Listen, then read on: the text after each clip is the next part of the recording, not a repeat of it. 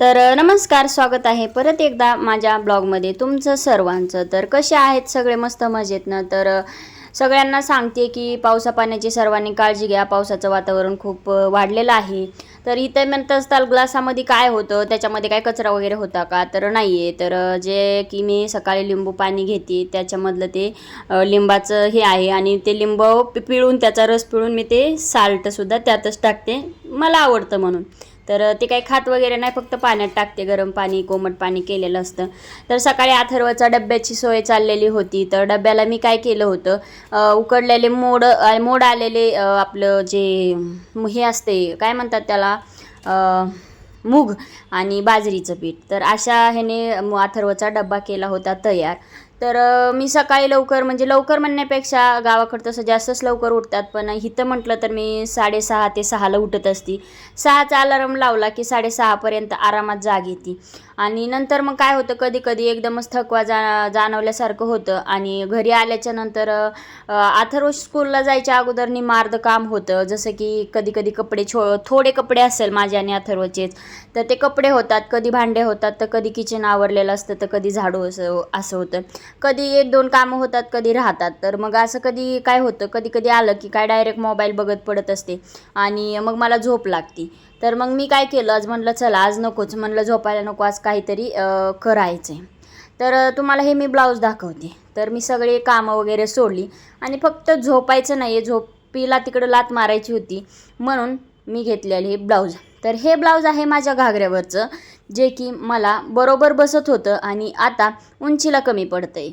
बरं असो, उंचीला काय घागऱ्यावरचे ब्लाऊज थोडेफार उंचीला कमीच असतात, पण ना माझी तब्येतीमुळं ते काय मला जरा ऑड वाटते, म्हणजे बरोबर नाही वाटत आहे आणि मी कम्फर्टेबल नको वाटते. म्हणजे नाही का, एक तर तब्येत झाली आहे, त्यात कमी शॉर्टमध्येच ब्लाऊज व्हायला लागला.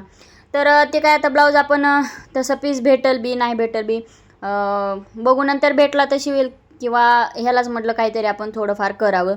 तोपर्यंत बघू म्हणलं, पहिल्यासारखी तब्येत झाली तर झाली, नाही झाली तर ठीक आहे म्हणलं, कोण रोज घालतं ह्याला. मग मला काय करायचं होतं, मी ह्या लेस आणलेल्या होत्या. मी बाहेर पण म्हणजे मशीन माझ्याकडं आहे. तुम्हाला सांगू का, मी 2-3 वेळा क्लास केला मशीनचा, चांगला केला, चांगल्या ठिकाणी केला.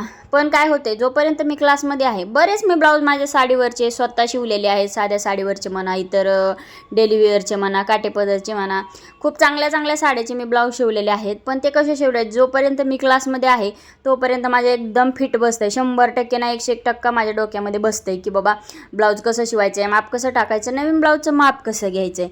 आणि नंतर मी क्लास सोडला की 1-2 महिन्यानंतर ते माझ्या डोक्यातनं फुस होऊन जातं आहे, त्यामुळे लक्षात राहत नाही आहे. एका दादाची कमेंट आली होती की तुम्ही मशीन शिका आणि उद्योजिका बना. त्या दादाला मी त्या व्हिडिओमधनं उत्तर दिलेलंच होतं.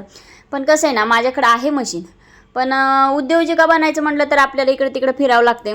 पण मला नाही फिरायचं आहे, आपलं कामापुरतं. आणि ही मशीन जी आहे ती मी विकत नाही आहे. ही मशीनला जवळपास 2013मध्ये घेतलेली, 13-14मध्ये मशीन, 14मध्ये मशीन घेतलेली आहे.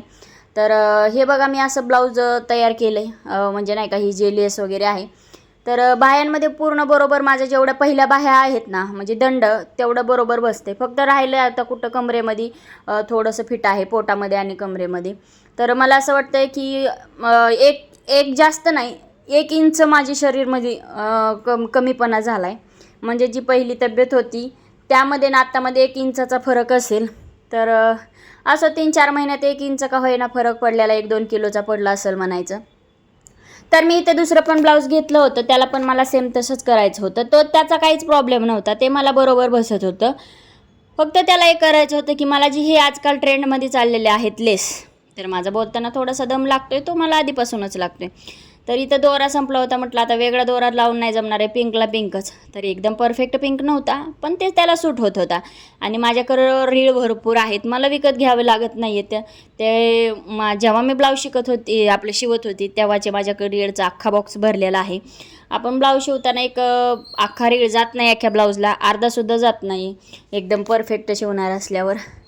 ही मी मशीन विकत नाही आहे. म्हणजे बघा, आज जर माझ्याकडे मशीन नसती तर मला हे ब्लाऊज घेऊन बाहेर जावं लागलं असतं. पैशाचा काय विषय नाही, कुठलीही गोष्ट पैशाशिवाय होत नाही, पण ते देऊन टायमालासुद्धा भेटत नाही आहे. मग मला असं वाटतं, इतर वेळी आपले टॉप असतात, फिटिंग करायचे असतात, गाऊन फिटिंग करायचे असतात, ड्रेस फिटिंग करायचे असतात, किंवा इतर शिलाई उसवलेल्या असतात, आता स्कूलच्या मुलांच्या म्हणा, किंवा आपल्या ड्रेसच्या पण शिलाई उसवतात. तर हे आपल्याला अगोदर 3 आणि 4 दिवस टाकायचे, मग 3-4 दिवसांनी आपल्याला मिळणार. मग त्यासाठी ही मशीन मी विकलेली नाही आहे. खूप वेळा खूप जण म्हणले विक आम्हाला घ्यायची वगैरे, पण मी काही विकलेली नाही आणि मी कधी कोणाला म्हणले बी नाही की माझ्याकडे मशीन आहे घ्यायची का. तर हे ब्लाऊज जे आहे ना वर्कचं होतं, डायमंडचे खडे होते त्याच्यावर आणि त्याच्यामुळे एवढा प्रॉब्लेम झाला होता की विचारायचंच काम नाही. 1 नाही 2 नाही 3 नाही 4 शिलाया माझ्या 4 सुया तुटल्या होत्या. म्हणजे पहिल्या सुईमध्ये पूर्ण अर्ध्यापर्यंत शिलाई आली होती आणि नंतर अर्ध्यापासून मला 3-4 सुया तुटल्या, विशेष नाही. तर मग त्या कसं तरी त्याला टिप मारली आणि म्हटलं भायाला तर अजिबात नको. जे कमरेला होतं तेवढं पुढच्या साईडला मागच्या साईडला मी टिप मारून घेतली आणि भायाला म्हटलं आपलं हाताने टिच करावं आणि मग मी हाताने केलं. हाताने करायला गेल्यावर जी ही लेस होती ती एका भाईला पुरून थोडीशी शिल्लक राहिली, म्हणजे दुसऱ्या भाईला अर्धीच आली असती. तर मी ही जी लेस आहे ती कटसुद्धा केली नाही आहे, फक्त टिप शिवून जशी आहे तशी अर्धीच ठेवून दिलेली आहे.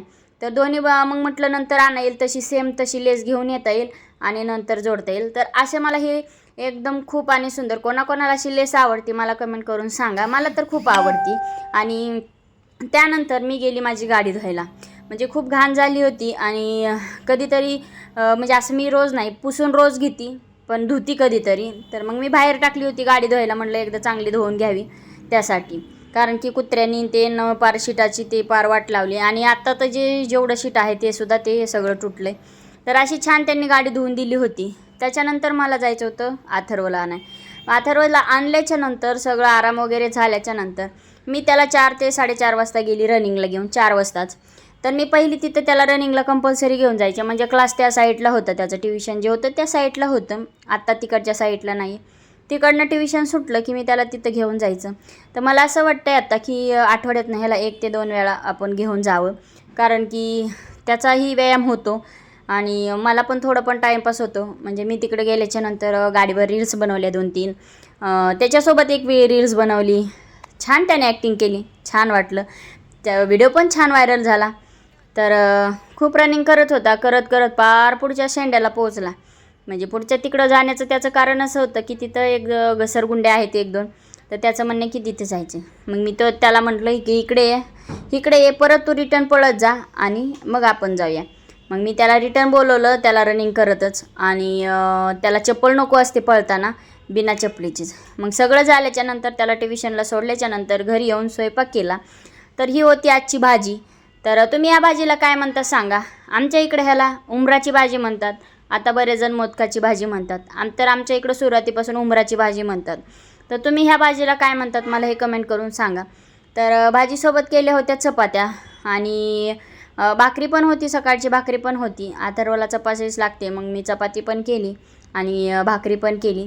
तर हा असा आजचा स्वयंपाक होता आणि आजचा असा व्हिडिओ होता. तर काही चुकलं असेल व्हिडिओमध्ये तर कमेंट करून मला सांगायला विसरू नका.